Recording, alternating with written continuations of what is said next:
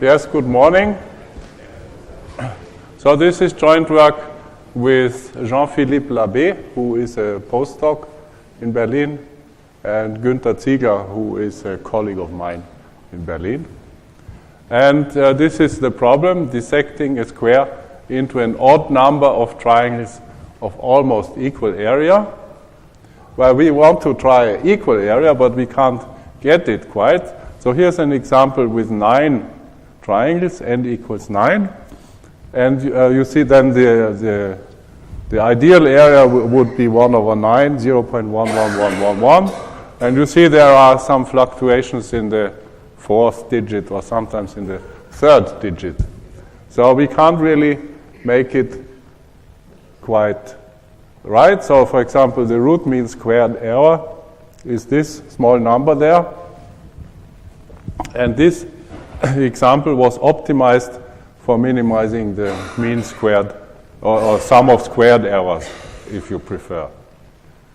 And this is actually the optimum dissection among all those which have at most 8 nodes. So there might be better ones with 9 triangles, but they would have to have more nodes.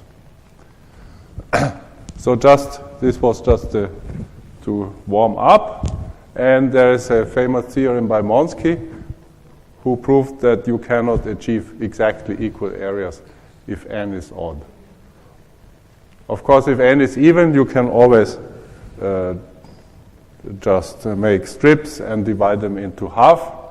But with odd area, it's not possible. And this is a very famous theorem, and it has essentially only one proof until now. I will mention that. Note that we are talking about dissections, not necessarily triangulations. So you can have one edge of a triangle which matches only a partial edge of another triangle, like that one here. So we measure the area deviation in 2 ways. I already mentioned the root mean squared error. If the is there a pointer? Oh.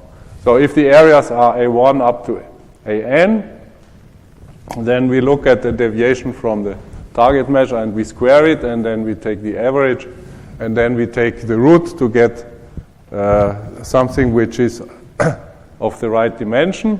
So it's just the standard deviation. And we will also look at the range, the difference between the maximum and the minimum. And it's like the L2 norm and the L1 norm, so they are related up to a root n factor here. So it is not much difference. Most of the time they are equal, roughly equal. And here are the bounds. First, so Günther Ziegler asked this question. So if they cannot be 0, how small can the deviation be? Already more than 10 years ago. And now we established a lower bound, which is doubly exponential. And it does not give a new proof of Monsky's theorem because we assume that it cannot be 0. And then we apply some machinery from real algebraic geometry to kind of get some explicit lower bound. And on the side of the upper bound, we managed to find some super polynomial decrease. So n to the log n. And previous results were some numerical experiments in a diploma thesis by Katja Manso under the direction of Günther Ziegler. And Bernd Schulze found a family of triangulations with cubic decrease of the area deviation. So that was the introduction. I told you what this is going to be about. I will review the ideas that go into Monsky's proof because we will reuse those ideas. It has some part that uses dyadic valuations, and then some combinatorial part which is essentially Sperner's lemma. Then I will kind of establish the setup for proving our lower bound, and then it is just an application of some results from such gap theorems which give lower bounds. Then I will report some numerical experiments that we did, and then I will go to the other side and show you those systematic constructions that we came up with. And then we did some more experiments with a family of constructions in the spirit of those systematic constructions. And in the end, I will give some open problems and also some ideas of some explanation of what we observed in those experiments, but not rigorous.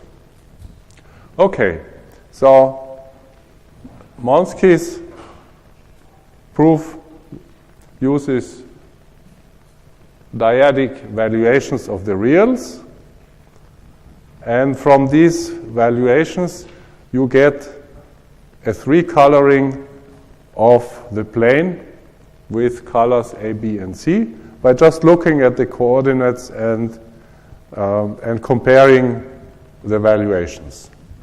So I would have to explain what is a valuation and then what are the rules. But the upshot, what you get out of this, is that a rainbow triangle in the plane cannot have area 0, or it cannot have area 1 over n for odd n. So this is our target area, so these are excluded for triangles which have 3 different colors on the vertices. And then there is a parity argument which says if you have a polygon and you look at the edges and you count how many of them are colored AB on the endpoints. So if that number is odd, then the number of rainbow triangles is also odd in a dissection. And if it's odd, it must be at least 1. And there must be at least 1 rainbow triangle, and that cannot have area 1 over n. That is the argument. It's a parity argument, a very simple argument, and the acute idea is how to come up with this coloring. So anyway, here is the coloring of the unit square, and you see it has only one side AB, and that's the proof. So we will build on this proof and modify it a little.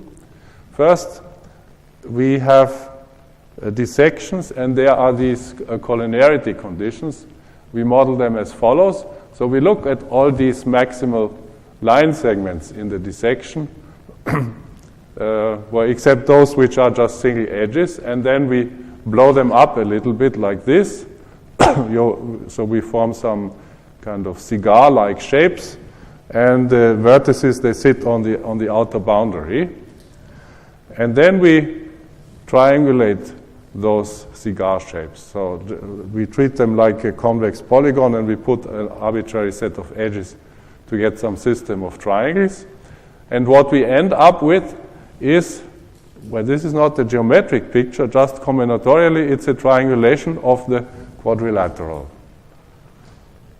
We have the original triangles, which are in white, and inside the cigars, we have some 0 area triangles. So they should have area 0 if this comes from a decent dissection. So some of these are already triangles, we don't have to add anything, and if they have more than 3 vertices, we triangulate them. So this is, note that this does not guarantee what we want. So here is an example of some like 5 points that should be collinear and that have been opened up into such a cigar. And you would kind of naively think that if you insist that these 3 points lie on a line, and these 3 points lie on the line, and those 3 points lie on the line, it would enforce that those 5 points lie on the line, but it could happen that, for example, these 3 points lie close together, and then they would also have area 0.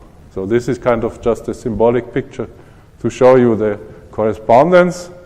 Then in the eventual picture, these 3 points would just coincide. And then what you think would be a kind of a straight segment now has a kink in the middle. So we will tolerate some of this cheating in our model. And then we will set up a polynomial, the area deviation polynomial. We have these n triangles with areas a1 up to an. And in addition, we have the unknown vertex positions.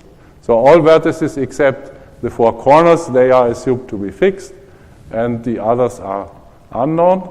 And for each of them, we have 2 coordinates. So we have an unknown vector x in r to the 2v. And then we take the sum of squared deviations from the target value. So AI is the area of a triangle which depends on 3 of the points. And we want a polynomial, so we don't take square roots or anything. So this is up to this taking square root. This is just the objective function root of mean squares. And then we have also the 0 area triangles, and they should be 0. And we add another term which just measures the deviation from 0. We call them B1 up to BZ. And then we want those areas to be 1 over n and the other areas to be 0. So we add up these 2 terms and try to minimize it. And we will argue that this minimum cannot be 0. And the argument is here. So we start with what we really want, the squared deviations of the areas when the coordinates describe a dissection. Now we relax this. Instead of saying that x is a dissection, we say that the 0 area triangle should have area 0, and that is really a relaxation because we lose all the order information. So for example, that point on the right, which is supposed to be on this side, now it can be outside that side. And I showed you on the previous slide that even more atrocious things could happen. And then, of course, if z is 0, we can just add it here without changing anything. And then we just relax this condition that the z polynomial is 0. And we minimize this over all r to the 2v. And this is now an unconstrained optimization problem.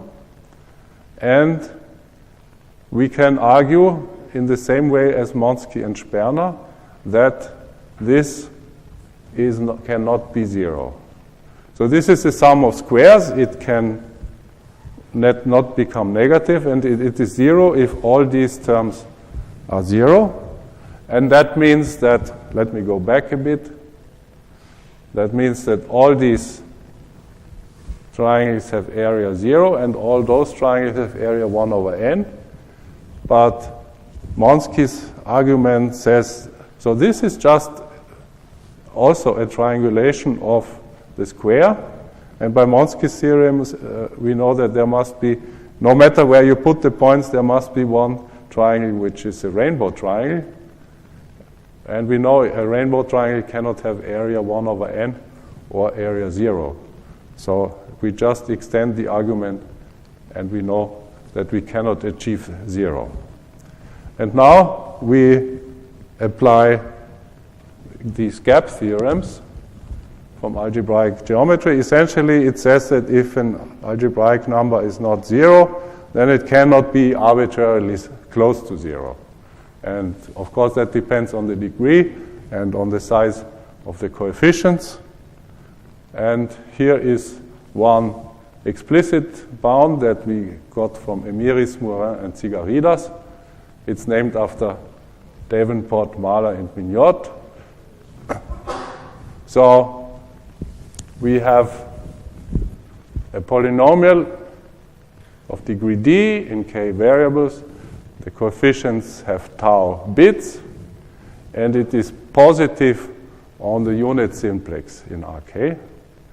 And then the smallest value is bounded from below by some expression that involves these data.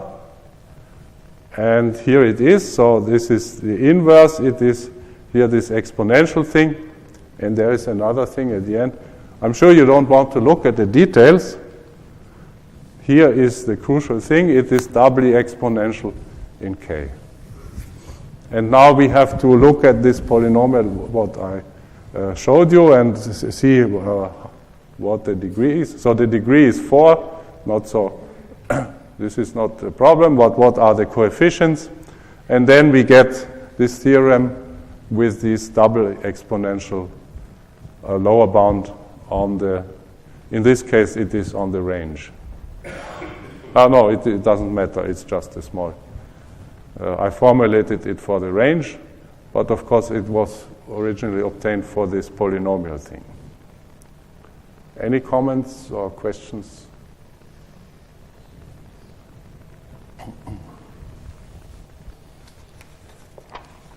So we also tried to find good dissections with equal areas as possible. And there were previous experiments, and all the experiments, they start by generating all combinatorial possibilities. And there is a nice program that's called Plantry by Brinkman and McKay, and then you can twist the output and generate those dissections.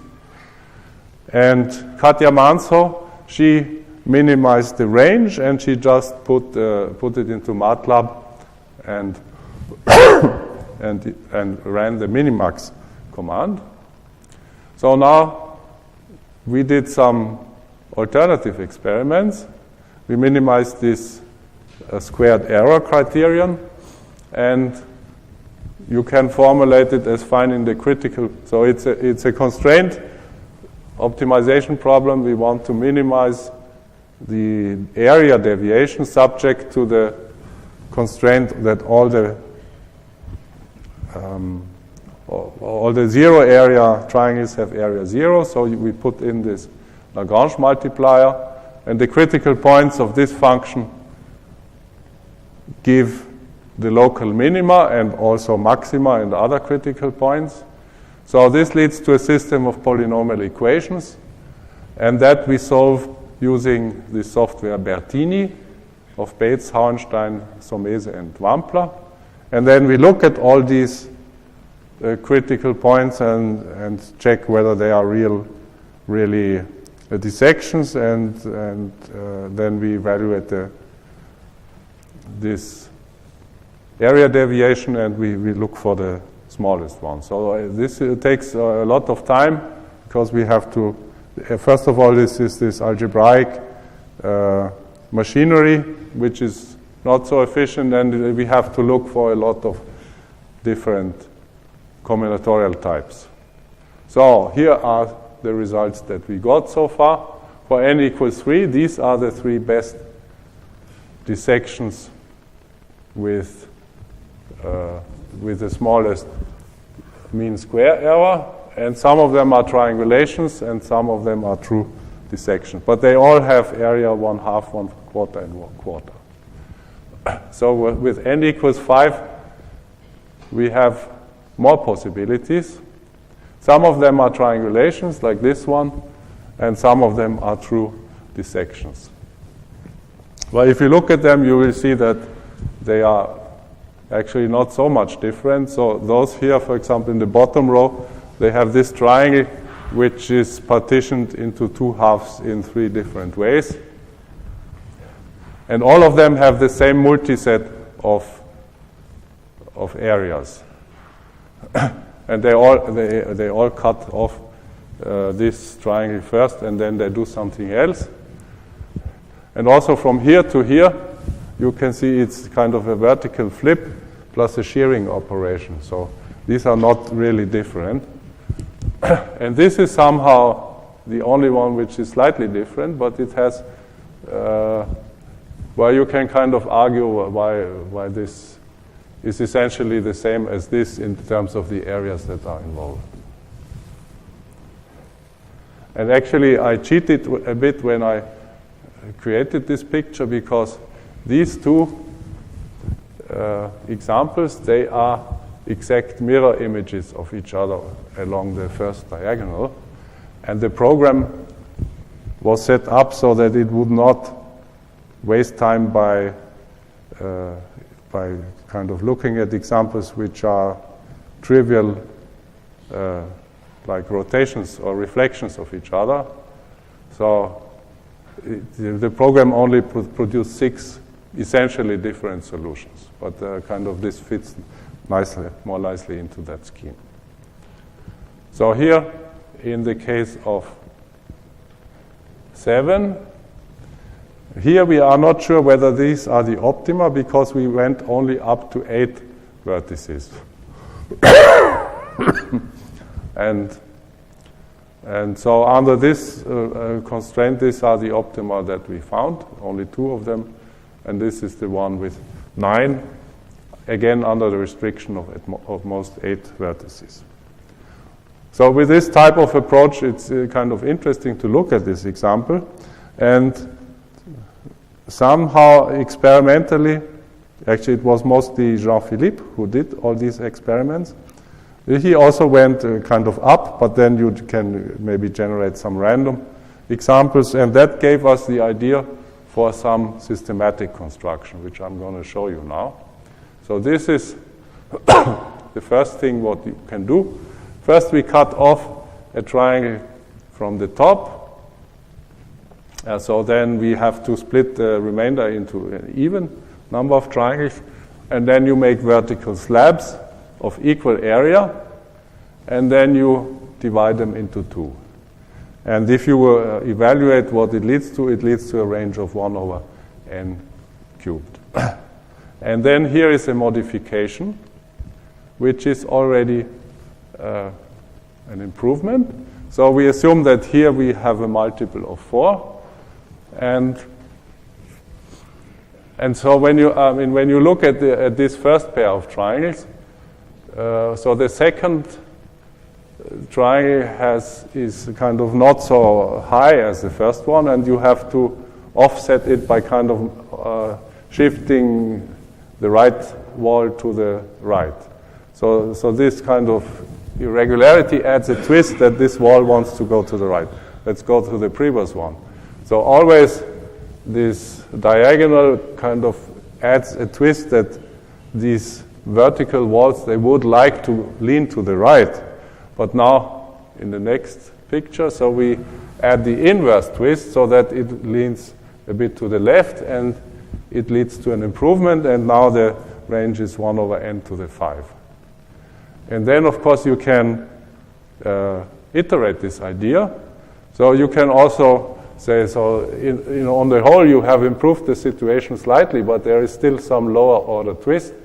And now we add the inverse twist here, and this leads to this construction. So here we have plus, minus, minus, plus, and then we add the inverse of this. And then we take the whole group of 8 and add the inverse of that. So we have a sequence of signs. Plus means we go along the upper edge, and minus along the lower edge. And this works when n is a power of 2.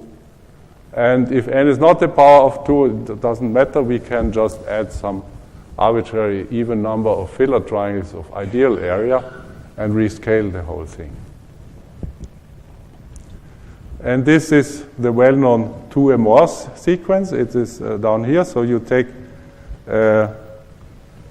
you start with plus, and then you add the complement of the sequence that you have constructed so far and double the length each time you do that. And that leads to this. So you saw that from, if you kind of iterate it once, you improve by, in that case, from n to the 3 to n to the 5. And here we iterated log n times. And so this comes into the denominator. And there is a small polynomial factor and an error term. And this gives the bound. And this is the best systematic construction that we know. So let me tell you why this works really and how we prove it. So here is a way to view this process. I have exaggerated this top triangle, and then you can kind of extend this slope and this horizontal line until they meet here. And now we add these triangles one after the other. So ideally they have all the same area. And then, for example, if this is plus, then the upper edge will be foreshortened by some factor. And if we add something on the lower edge, then that edge, so that distance from here to O will be cut short by the same amount. And in the end, we end up with some segment here. And here it is very much exaggerated. We would have to be this here flush with the right edge. It should be vertical here. And you can express it as follows. So here U is kind of some small value which we regard as a unit. And then you have such expressions. And you choose a sign. So either you multiply or you divide by this. That means either you kind of shorten the upper edge or you shorten the lower edge by that factor. And in the end, it should balance out. So then the product of these terms should be 1. So you should not follow all these calculations. The idea is just you have some factors and you either multiply or divide by them, and in the end you want to have something which is equal to 1. So here we just took the logarithm, and then the sum of the logarithms with the signs should be equal to 0. And here's again that formula, and of course it will never be exactly 0. So we add some small epsilons to these areas or subtract as appropriate. And what we really want to measure is these epsilons. But it turns out that these epsilons are related to this W. So if we get a small deviation, then we have to adjust the areas only very slightly, and so on. So for the remainder, I will concentrate on trying to minimize this expression W. And so for illustration, I take, again, the simplification. So suppose that I have an expression of this form here. Here, I mean, it looks like that, but I took out the denominator, which is also of the same form. So you have some expressions here, and you want to attach signs to them, and you want to come close to 0. And then, of course, this U is small, so you look at the Taylor expansion of the logarithm.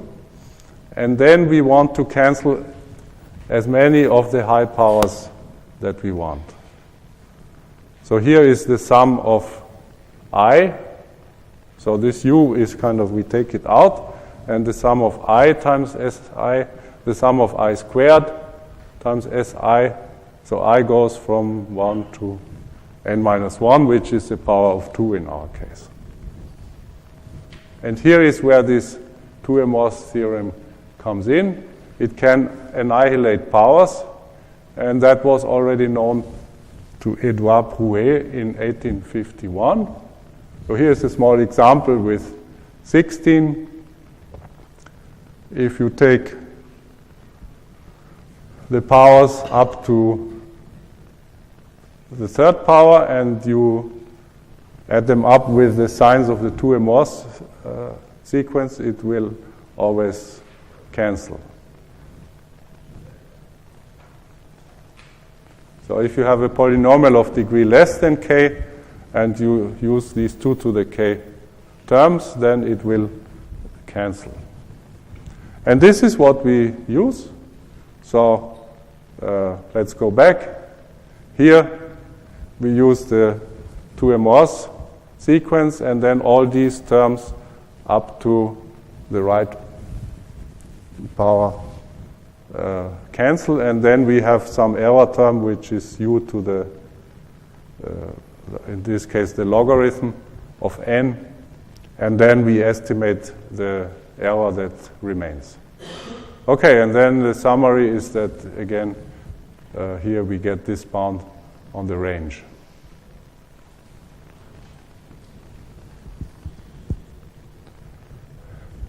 So then we did some experiments with this setup. So I can show you what the results are. So we take off like this one triangle at the top, and then we look at all sign sequences. So it's a very special class of dissections, a very structured one. And then I show you which is the optimum. So here with 3, you don't have much choice. With 5, this is the 2m sequence, and with 9, this is also the 2m sequence. But you also can observe that the epsilon, the deviation, now this epsilon is actually half the range. So these triangles, they don't end up at the right side, and then we adjust them by plus or minus epsilon so that we really get the dissection. So this is 1/2 times the range. And you see, somehow surprisingly, for 7 you get a better value than for 9. And then for 17 you can observe that this is not the 2m sequence. So this is 2 to the 4 plus 1. What we analyze is the 2m sequence, but it's not better. And also here is one with 33, which is also not the 2m sequence. So let's look at that one in more detail. So this is the best sequence. Epsilon is something like 10 to the minus 12. And the 2m sequence is far worse. It's epsilon is 10 to the minus 10. And by comparison, here is the general guarantee that I got from that theorem if you plug in the values. So it's a very conservative estimate.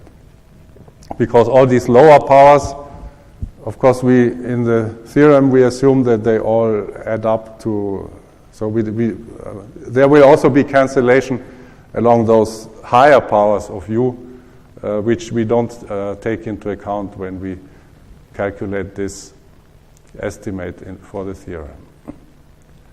And I will try to offer some explanation why the systematic construction is not always best, but it's a heuristic explanation.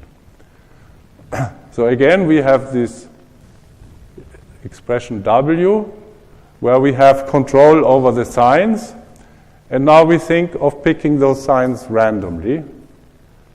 And all those terms that we add or subtract, they are kind of the order u.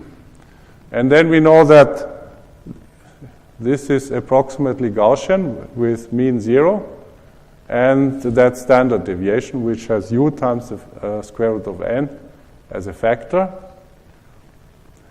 And so now we have so many random samples from that distribution, and now we have to make a leap of faith, and we assume that like these samples, they really come from this approximating Gaussian.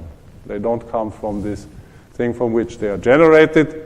Or we could say here we have these logarithms, and they are not, they add some kind of random numerical fluctuations, and these random numerical fluctuations, they kind of make all these systematic connections disappear. And now we take some very large number of random samples from this distribution, and we want to find out which is the one that's closest to 0. And then near the origin, this is like almost like a uniform distribution, so it would be a Poisson distribution with a density which we can calculate, and then the expected value of the closest point to the origin is 1 over 2 times the density. And then you see that it gives this something which is exponential here. There's a small polynomial factor divided by 2 to the n. So this would explain that you could expect very much better behavior than what is predicted by the systematic construction. And of course, it doesn't exclude that sometimes you get much closer to 0, and also sometimes, if it's random, you're out of luck and it does not hold. So let me come to the conclusion. So we don't have similar results for triangulations. All these, that systematic construction is a dissection because this upper edge has many points inside. We have some idea for some similar kind of construction where we could try some sign sequence, but this is work in progress. And this question of annihilating the first powers, here we used 2 to the k signs to cancel the first powers up to the k minus first. And the question is whether you can do it with a shorter sign sequence. And some tests up to, I think, k equals 4, they show that you cannot do it there. And this is related to a question which is called sometimes the Prouet-Tari-Escott problem or the Tari-Escott problem, which is this one. You have 2 sets of integers and you want the dth powers to be equal for d up to k minus 1. But this has a different flavor because here we want to have a small number of values.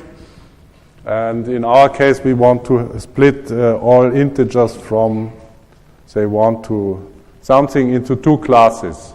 And we want to kind of minimize the span of this set of integers. So it is related, but it is a different question. Okay, thank you for your attention.